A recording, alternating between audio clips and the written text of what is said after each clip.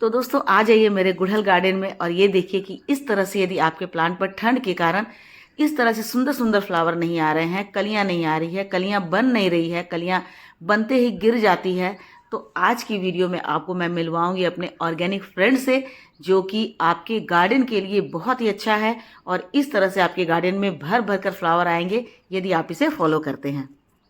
तो आइए देखते हैं ये क्या है। नमस्कार दोस्तों, पैशन गार्डनिंग में आपका बहुत बहुत स्वागत है। दोस्तों आज की टॉपिक में आने से पहले मैं आपको अपने गार्डन का एक वो हिस्सा भी दिखला दूं जहां पर मेरे बहुत सारे प्लांट लगे हुए हैं।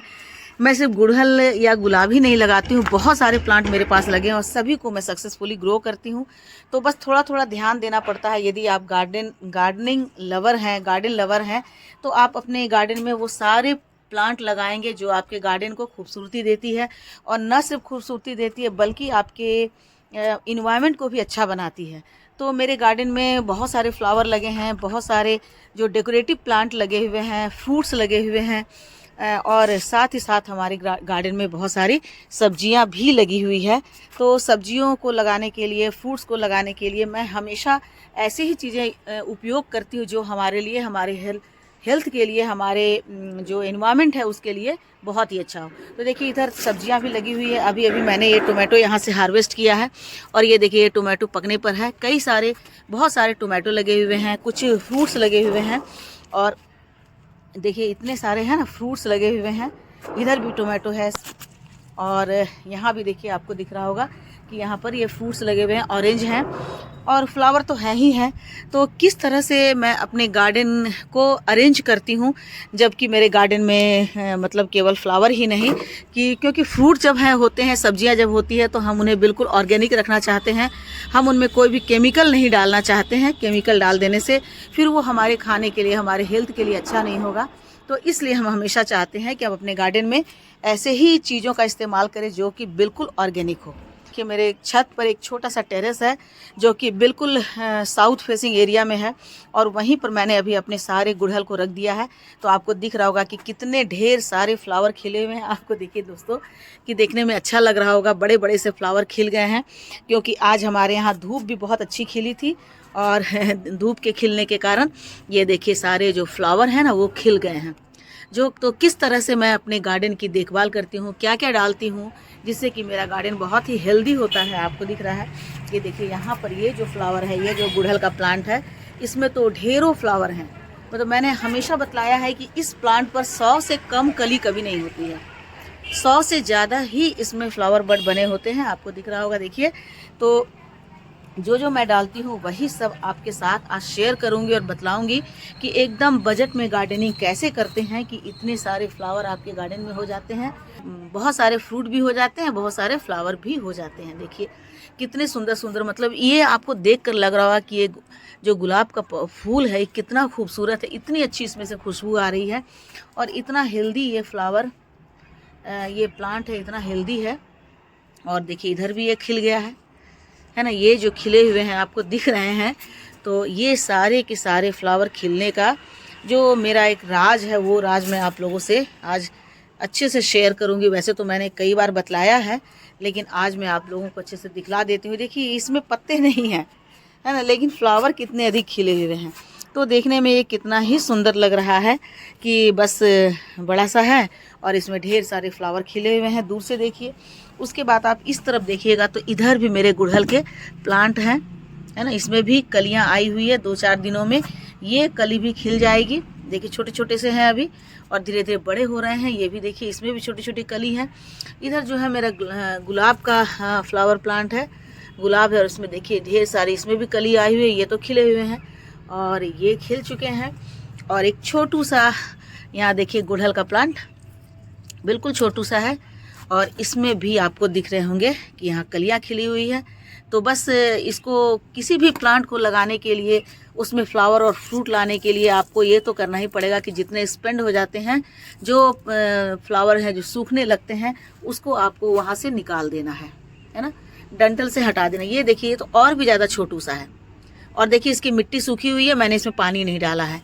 तो पहली गलती जाड़े के दिनों में लोग यही करते हैं कि ऊपर की लेयर देखते हैं कि जैसे ही सूखी बस उसमें पानी डाल देते हैं, बल्कि उसको चेक नहीं करते हैं कि नीचे की लेयर कैसी है। आपको मैं दिखलाती हूँ दोस्तों कि नीचे की लेयर इसकी कैसी है। अभी देखिए मैं दिखलाती हूँ, है ना, यहाँ तक देखिए, यहाँ भी भीगा हुआ है। तो अभी नहीं, अब इसमें मैं पानी कल डालूँगी, ठीक है।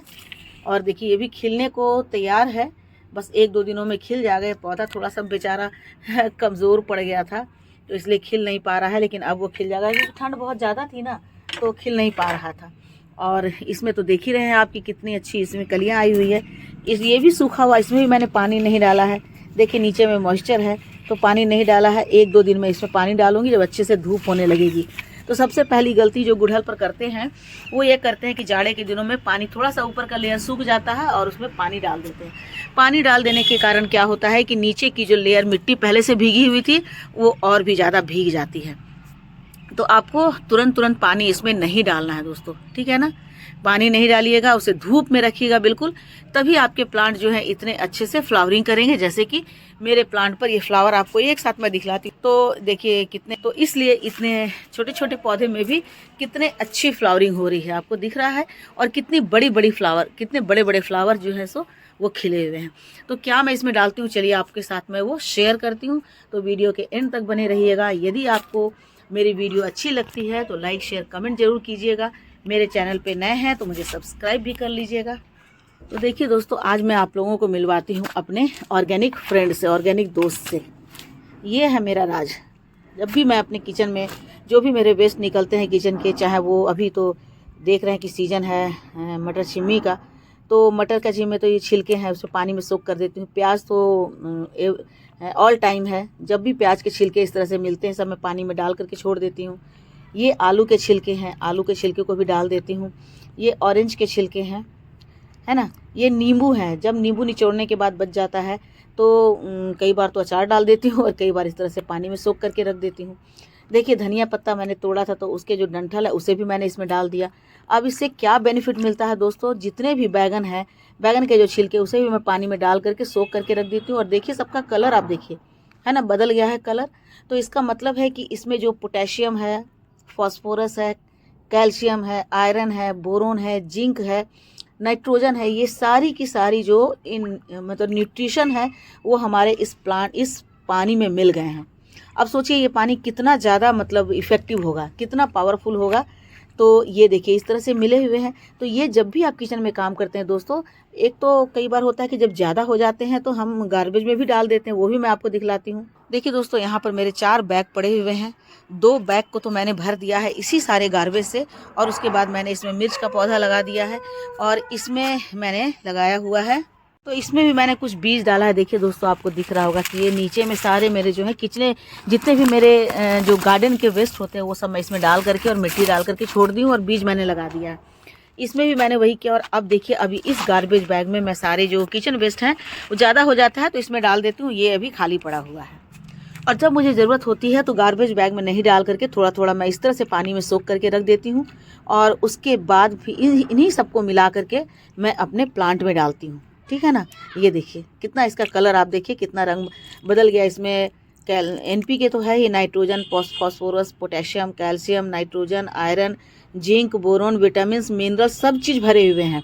तो ये हमारे प्लांट के लिए बहुत ज़्यादा यूज़फुल होते हैं। उसके बाद देखिए दोस्तों, ये है जादू का डब्बा, है ना। जादू का डब्बा, इसमें मैंने डाले हुए हैं मेथी, सरसों, है ना, मेथी, सरसों और हींग। इन तीनों को मिक्स करके मैंने इसे रखा हुआ है और देखिए पानी इसका तैयार होता रहता है। मैं इसमें से 2-2, 3-3 चम्मच लेती हूँ पानी में मिला करके। इसी तरह से जो मैं सोख करके रखती हूँ, इससे जब मैं पानी छान लेती हूँ तो इसी पानी में मैं ये जो है ये मिला देती हूँ, ठीक है ना। इसमें मेथी है, हींग है, सरसों की खली है और थोड़ा सा गुड़ है। इन सबको मिलाकर मैं रखती हूँ और इसे मैं लेकर के उसमें मिला देती हूँ और फिर मैं अपने प्लांट में डाल देती हूँ। इससे किसी तरह की कोई हानि तो होगी नहीं, होगी तो फ़ायदा ही होगा। अब दोस्तों, ये जो हमारे पास हम पानी में सोख करके रखते हैं, और देखिए अलग से भी मैंने प्याज के पत्ते को सोख करके 3-4 दिन से मैंने रखा हुआ है, क्योंकि जब ज़्यादा प्याज के पत्ते हो जाते हैं ना तो मैं उसे अलग से भी रख देती हूँ। क्योंकि कुछ कुछ प्लांट में बहुत ज़्यादा पोटेशियम की ज़रूरत होती है तो मैं वैसे भी डाल देती हूँ, स्प्रे भी कर देती हूँ।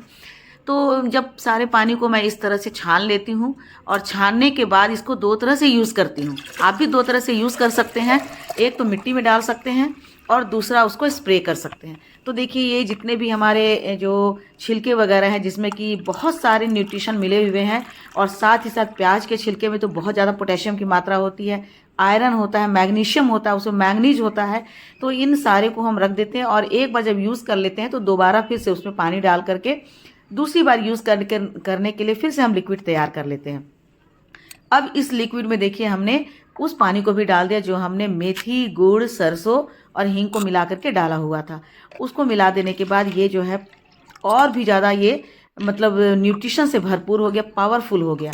अब इसको या तो आप ऐसे ही यूज़ कर सकते हैं या पानी में मिलाकर भी यूज़ कर सकते हैं। यदि प्लांट की मिट्टी गीली है तो आप उसको ऐसे ही डाल दीजिए, और यदि प्लांट की मिट्टी सूखी है तो आप पानी में डाइल्यूट करके और उसे डाल सकते हैं। ऑर्गेनिक है इसलिए ये किसी भी तरह से आपके प्लांट को नुकसान नहीं पहुंचाएगा, बेहिचक होकर आप इसका यूज़ कर सकते हैं।